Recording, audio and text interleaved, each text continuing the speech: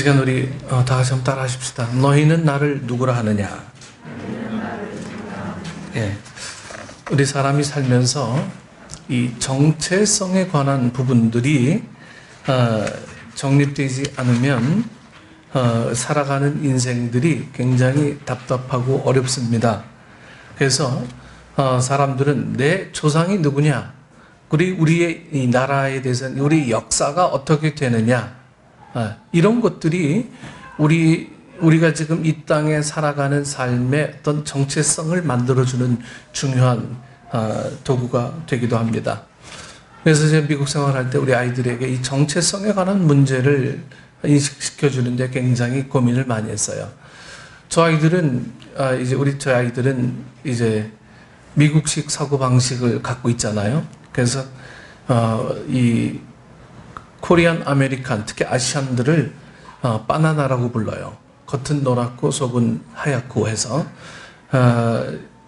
그래서 이 정체성이 막 혼동이 되면 자기가 미국 사람인지 한국 사람인지, 그리고 미국에 살지만 도대체 내가 미국 사람 아닌 것처럼 느껴지고, 그리고 한국 사람이지만 한국 사람이 아닌 것처럼 그렇게 살아가지는 그런 혼란스러운 정체성에 관한 문제들이 제가 이 아이들을 키우면서 가장 큰 이슈가 되었습니다. 여러분, 믿음 생활도 마찬가지예요. 믿음 생활도 우리의 정체성이 분명하지 않으면 여러분들은 내가 어느 곳에 서 있어야 될지, 누구의 백성인지, 내가 뭘 해야 되는 사람인지 여기에 대한 감각이 없어져요.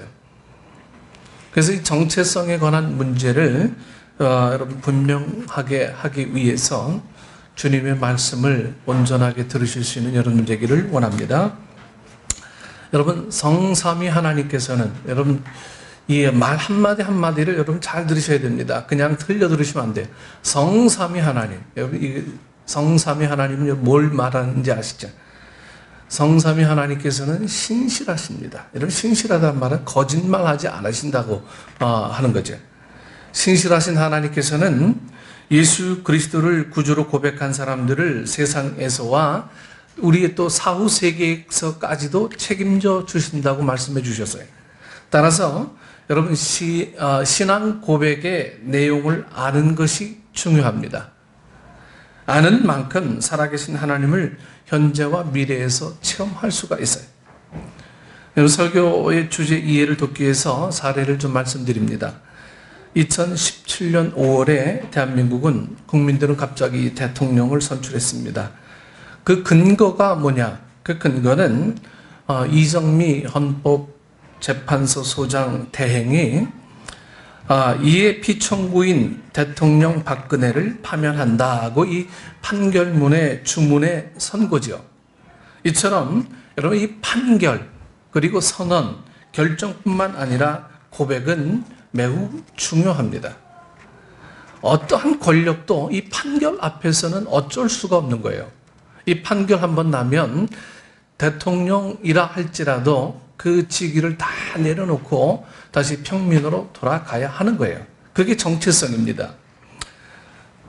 결혼하신 여러분의 인생에서도 여러분, 나와 결혼해 주세요라는 프로포즈를 받아들인 이후 현재 인생을 살고 있습니다. 여러분, 이렇게 프로포즈하지 않고 결혼한 사람 있습니까? 옛날에 뭐 중매 결혼해가지고 첫날 밤에 신부 얼굴 봤던 시대도 있지만 요즘은 누가 그럽니까? 반드시 프로포즈라는 과정을 통해서 이 결혼이라는 이 문에 골인하게 되죠.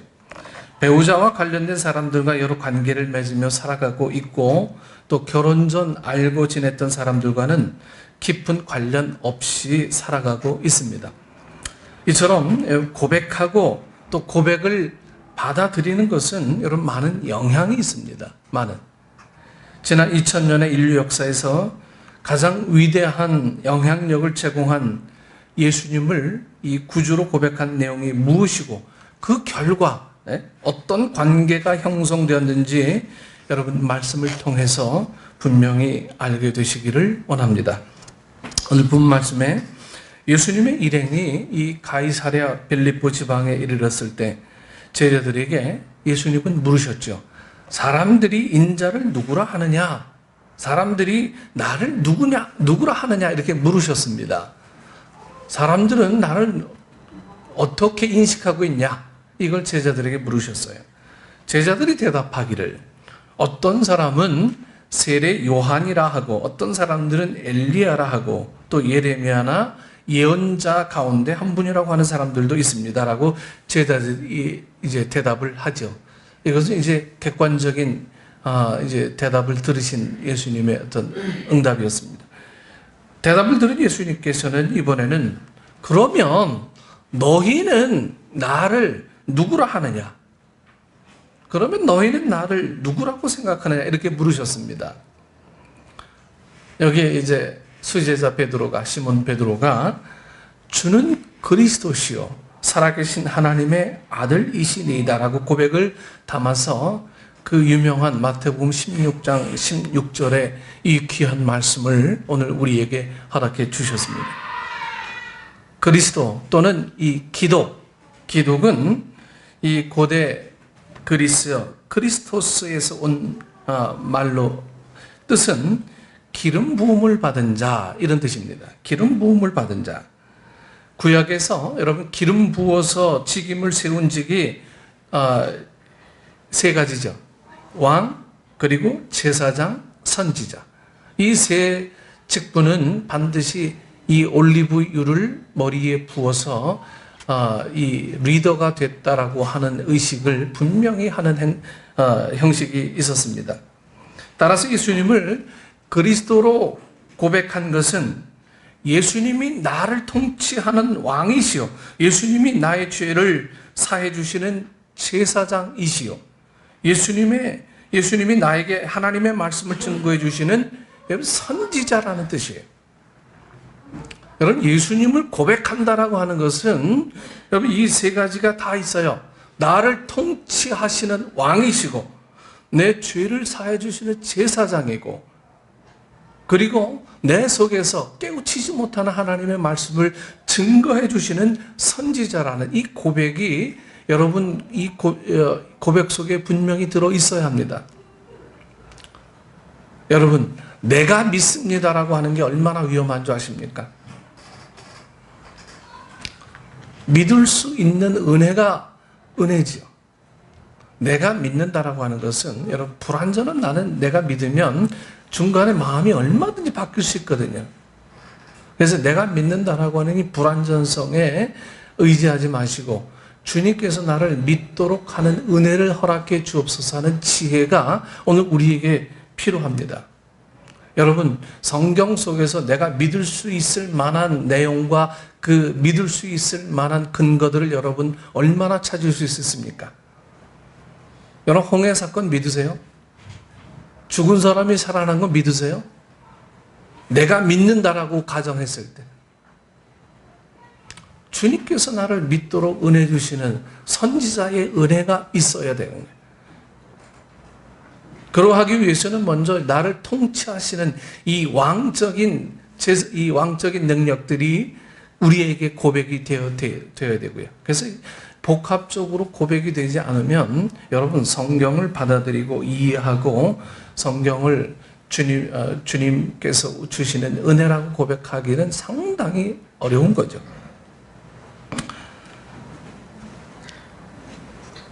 더욱 예수 그리스도는 히브리서 13장 8절 말씀에 예수 그리스도는 어제나 오늘이나 영원토록 동일하게 살아계시기 때문에 살아계셔서 역사를 지배하고 예수님을 구주로 고백한 사람들을 신실하게 이끌어 주십니다. 여러분 결혼을 하면 정상적인 사람들은 남편은 아내를 보호하고 아내는 남편을 보호합니다. 여러분 그보다 더 비교할 수 없는 수준으로 예수님은 여러분 신실하시기 때문에 자신을 구주로 고백한 사람들을 보호하십니다. 여러분 이게 주님께서 우리에게 베푸신 은혜예요. 주님께서 세우신 사람들을 보호하시는 거예요. 예수님께서는 자신을 그리스도로 고백한 사람들을 지켜주십니다. 이사야 49장 14절에서 16절 말씀에 오직 시온이 이르기를 여호와께서 나를 버리시며 주께서 나를 잊으셨다 하였거니와 여인이 어찌 그 젖 먹는 자식을 잊겠으며 자기 태에서 난 아들을 긍휼히 여기지 않겠느냐. 그들은 혹시 잊을지라도 나는 너를 잊지 아니할 것이라. 내가 너를 내 손바닥에 새겼고. 여러분, 주님께서는 자신을 고백한 사람들을 지켜주신다는 내용으로 이사야 49장 14절 이하의 말씀으로 이렇게 분명하고 확실하게 우리에게 이렇게 보증하고 계세요.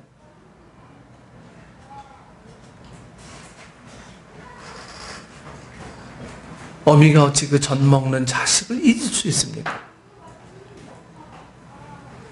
자기 태에서 난 이 자녀들을 어찌 긍휼히 여기지 않을 수 있습니까? 이게 주님의 생각이세요. 우리는 가끔 신앙인의 불신앙을 봅니다. 예수님은 자신을 구주로 받아들인 사람들의 죄를 사해주기 위해서 이 인간의 몸을 입고 세상에 오셨고 가장 수치스러운 십자가에서 처형을 받으셨고 부활 승천하신 이후 지금도 그들을 지켜주시고 있습니다. 그럼에도 그리스도인들이 여러분 이것을 믿지 않습니다. 믿는다고 하면서도 불신앙하고 있어요. 정말 주님이 나를 위해서 죽으셨을까? 주님이 왜 수치스러운 십자가에 돌아가셔야만 했지? 부활하신 주님이 정말 사실일까? 여러분, 이것을 우리가 믿지 않고 있어요. 이것을 믿지 않는데 여러분, 다른 수많은 이 하나님의 이 스토리들이 우리에게 고백이 될 수가 있겠습니까? 예수가 막혀 있는데 그 다음 스토리가 우리에게 적용이 되겠습니까? 전혀 적용이 안 돼. 신앙 고백한 사람들이 받은 권세가 있습니다. 마태복음 16장 19절에 또 나는 너에게 하늘나라의 열쇠를 주겠다. 내가 무엇이든지 땅에서 매면 하늘에서도 매일 매여 있을 것이며 땅에서 풀면 하늘에도 풀려 있을 것이다. 주님은 우리에게 여러분 천국 열쇠를 주셨어요. 베드로에게만 준 게 아니고 우리 모두에게 주셨어요. 그리스도인은 우리를 위해서 죽으신 주님께서 주신 권리를 사용하라고 하신 방법대로 사용하면 됩니다. 사용할 때 살아계신 하나님, 신실하신 하나님을 여러분 체험하게 됩니다. 체험하게 돼요. 그러나 이 주신 권리가 있음에도 사용하지 않고 세상에 눌리고 세상에 얽매여서 불신앙으로 살면 무능하게 살아가게 되는 거예요. 이러한 현상으로 인해 주님이 이제 아파하시는 거죠. 주님이. 여러분, 예수를 그리스도로 고백한 사람들을 여러분 주님이 책임져 주십니다. 할렐루야. 이것이 우리의 고백이 돼야 돼요. 예수를 그리스도로 고백한 사람들 주님이 책임져 주시는 거예요. 여러분, 이게 소망이 아니면 이스라엘 백성들이 디아스포라로 흩어져 있을 때 여러분 무엇으로 뭉칠 수 있는 근거가 되겠습니까? 주님께서 우리를, 하나님께서 우리를 지켜주십니다. 이거 아니에요? 하나님께서 우리를 지켜주십니다 라고 하는 이 고백이 우리에게 없으면 우리는 신앙인의 불신앙으로 살아가고 있는 거예요. 신앙인의 불신앙. 참 말이 어폐가 있지만 그러나 너무도 적절한 말인 것 같아요. 바로의 통치 아래서 모든 유대인들의 남자아이는 다 죽임을 당했습니다. 그러나 모세의 부모는 여러분 마지막까지 최선을 다했습니다. 더 이상 숨길 수 있는 방법이 없을 때 이 어린 모세를 갈대 상자에 실어서 이 나일강에 띄우자 하나님께서는 공주가 마침 그 순간에 목욕하도록 섭리하셨죠. 그리고 이 모세의 누나가 유모를 추천하자 공주는 의심 없이 받아들인 후 이 양자로 삼아서 왕자로 훈련받도록 하셨습니다.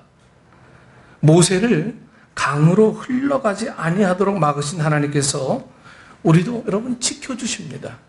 네, 지켜주세요. 여러분, 우리가 믿음을 좀 가지시길 바랍니다. 할 수 있는 한 최대로 노력하면서 포기하지 마시고 하나님의 뜻에 좀 위탁하시기 바랍니다. 살아계신 하나님의 섭리를 여러분들은 그때부터 이제 체험하게 될 것입니다. 우리 생활 속에서도 소소하게 하나님의 간섭하심은 늘 있는 거예요. 네.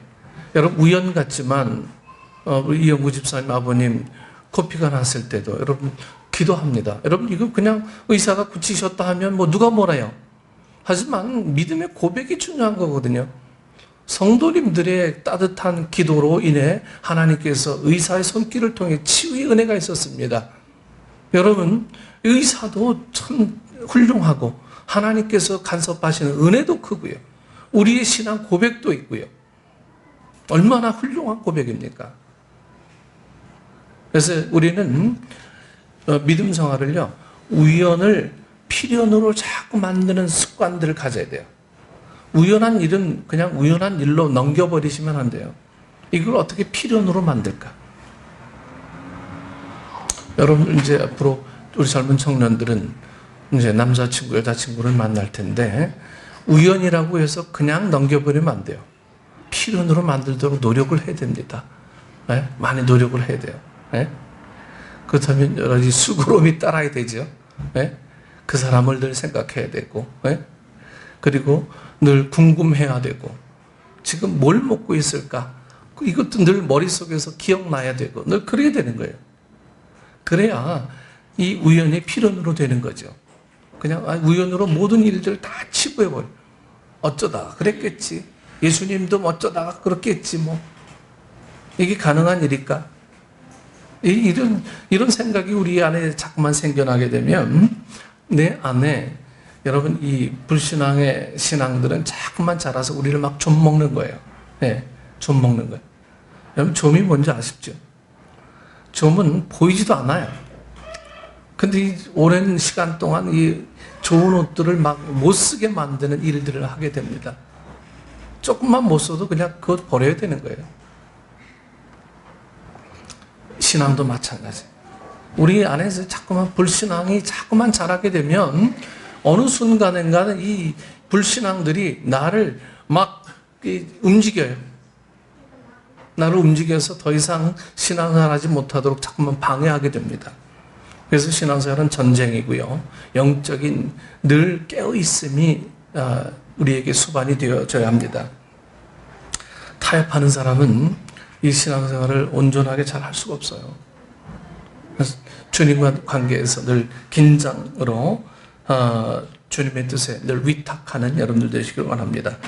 예수를 그리스도로 고백한 사람들을 주님이 책임져 주십니다. 여러분 믿습니까? 네. 이 고백이 있어야 돼요. 이 고백이. 걱정은 나 혼자 다 세상 걱정 다 하고, 네?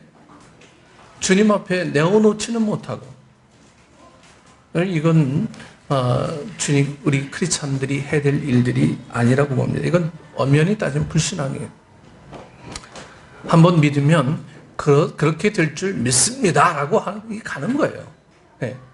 이런 단순성, 이런 것들이 주님을 기쁘시게 할 수 있는 가장 큰 은혜가 될 수가 있습니다. 그러기 위해서 그리스도인은 누구인가를 아는 것이 중요합니다. 그리스도인의 정체성을 여러분 분명히 아실 수 있기를 원합니다.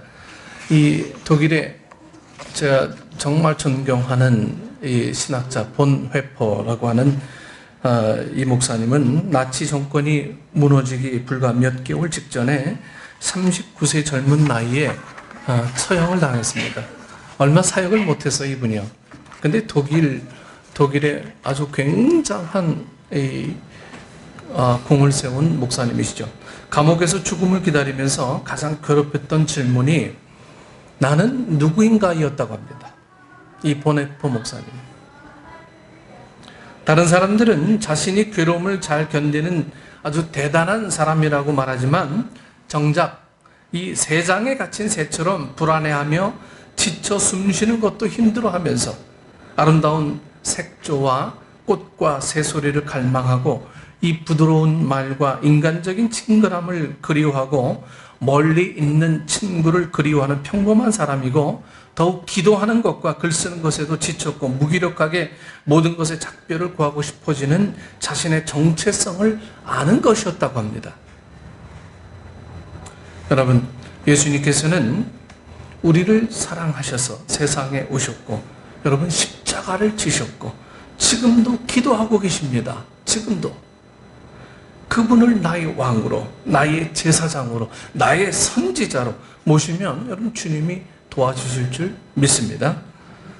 주님이 세상의 어려움 속에 있는 우리를 여러분 통치하실 수 있도록 나를 내어놓는 거예요. 주님은 우리에게 하나님의 뜻을 가르쳐 주십니다. 가장 합당한 말씀을 주십니다. 주님은 우리의 허물을 자신이 값을 지불하시고 용서하십니다. 주님께서는 마태복음 16장 17절 말씀에 예수께서는 바요나 시몬아 네가 복이 있도다. 이를 내게 알게 한 이는 혈육이 아니요 하늘에 계신 내 아버지십니다. 이렇게 고백할 수 있도록 하신 원인을 가르쳐 주었습니다. 여러분, 지혜가 부족하거든 후히 주시고 꾸짖지 아니하시는 하나님께 구하시기를 바랍니다. 저는 주님의 뜻을 행하는 중에서도 여러분 종종 어려움을 당하죠. 주님 뜻을 행하면서도 가끔 어려움 당해요. 어려움을 당했을 때 주님께 사정을 아뢰고 지혜를 구합니다. 그러면 하나님께서 합당한 지혜를 주시는 것을 자주 경험합니다. 그러나 믿음으로 받아들여야 합니다. 받아들이지 아니하면 여러분 역사하시지 않아요. 받아들이지 않으면. 2007년 1월 12일 8시 출근하는 사람들로 번잡스러운 미국의 워싱턴 DC 랑팡 전철역에서 연주회가 있었습니다. 연주자는 당시 최고의 바이올리니스트 중에 하나인 조슈아 벨이었고요. 바이올린은 1713년에 만들어진 이 스트라디바리우스로 그 바이올린 값이 무려 30억짜리였습니다. 그런데 한 분 이상 듣고 간 사람이 7명 뿐이었고, 열려진 케이스에 던져진 돈을 세어보니까 고작 32불이었습니다. 이 얘기를 듣고 유럽의 음악가들이 바쁜 출근길이 아닌 저녁 6시에 이 런던 워털로역에서 타스민 리틀이라는 아름다운 여성을 연주자로 세웠습니다. 결과는 1분 이상 머물러 들은 사람은 8명이고 수입은 28달러였습니다. 이 소식을 들은 이제 한국 음악가들이 한 달 뒤인 2007년 5월 2일 오전 8시 45분 성신여대 교수가 강남역 6번 출구에서 70억짜리 스트라디바리우스로 연주합니다. 결과는 1분 이상 머물러 들은 사람은 5명이고 수입은 16,900원이었습니다. 여러분, 이 세 공연이 시사하는 공통점이 여러분 무엇입니까? 사람들은 내용보다는 환경과 외모만 본다는 거예요.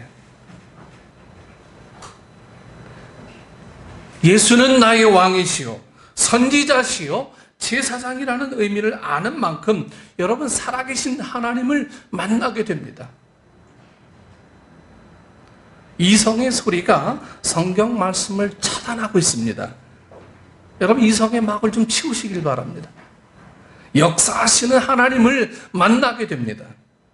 사후세계에는 물론 이 땅에서도 살아계신 주님을 만나게 될 것입니다. 성삼위 하나님께서는 믿음으로 다가와 주시기를 기대하고 있어요. 우리에게 믿음으로 다가와 주기를. 오늘 이 말씀 속에서 정말 여러분들은 주님을 뭐라고 부르실 것입니까? 나는 주님을 어떤 식으로 이해하고 있고 나는 주님을 뭐라고 불러야 되지? 그냥 나만 도우시는 분? 너무 이기적이지 않아요? 어려울 때 무릎 꿇으면 주님께서 해결하시는 홍반장입니까? 여러분, 주님을 총체적으로 고백하셔야 돼요. 왕이시요, 제사장이시요, 선지자이십니다. 나를 완전히 주님 앞에 내어 맡길 때 여러분, 우리 속에 이 답답하게 막혔던 모든 통로들이 활짝 열리는 은혜들이 그때부터 비로소 있게 되는 거예요. 오늘 우리에게 이 말씀의 은혜들이 충분하게 살아 움직여서 여러분들이 날마다 하나하나 이 고백하는 고백의 내용들이 주님을 기쁘시게 하는 내용이 될 수 있기를 원합니다. 초대교회는 여러분 전도할 때 어떤 존재적인 증명이나 조직신학이나 이런 걸 활용하지 않았어요. 그들은 전도할 때 예수님 부활하셨습니다. 이거예요. 그들의 인사가 예수님 부활하셨습니다. 이거 하나로 메가 처치가 되었고 많은 사람들이 부흥이 이루어졌고 많은 사람들의 영향력들이 이제 기독교가 공인되어지는 하나의 수단이 되기도 했죠. 그 가장 축은 예수님 부활하셨습니다. 말로만 아니고 그들의 고백, 그들의 삶으로 주의 이 부활을 살아간 거예요. 오늘 여러분들의 삶 속에서 정말 주님이 내게 어떤 주님으로 고백되느냐, 이것은 여러분들의 정체성을 규정하는 가장 좋은 척도입니다. 이 질문에 답을 얻으셔서 나는 정말 주님을 뭐라고 불러야 되나? 나를 구원하신 주님이라고 불러야 되나? 아니면 아직도 의심스러운 주님이라고 불러야 되나? 아직도 UFO처럼 미확인되어지는 존재로 우리는 늘 주님을 이해해야 되나? 여러분, 주님의 내 정체성을 분명히 알고 왕 되시고 제사장 되시고 선지자 되신 주님을 온전히 고백해서 총체적인 믿음으로 승리하는 우리 축복의 식구들 되기를 축원합니다. 기도하겠습니다. 네. 존귀하신 아버지 하나님, 우리의 머리로 이해할 수 없는 하나님의 비밀한 능력들을 이 시간 깨우쳐 알기를 소원합니다. 성령님께서 말씀 속에 역사하시는 능력인 줄 되드려 합니다. 그러나 우리의 우둔한 머리로 어찌 이 많은 하나님의 능력의 시간들을 이해하고 살아갈 수 있겠습니까? 단지 고백하는 것 외에는 우리가 할 수 있는 일 아무것도 없사오니 성령님, 우리에게 총체적인 성삼위 하나님의 은혜로 말씀해 주시고 인도해 주시고 우리를 고쳐주시고 새롭게 하여 주옵소서. 다시 한번 말씀에 서서 주님을 고백하는, 내가 주님을 이해하는 것이 아니라 주님이 나를 이해할 수 있도록 나를 내어놓는 축복의 신앙인들 되게 하여 주옵소서. 예수님 이름으로 기도드리옵나이다. 아멘.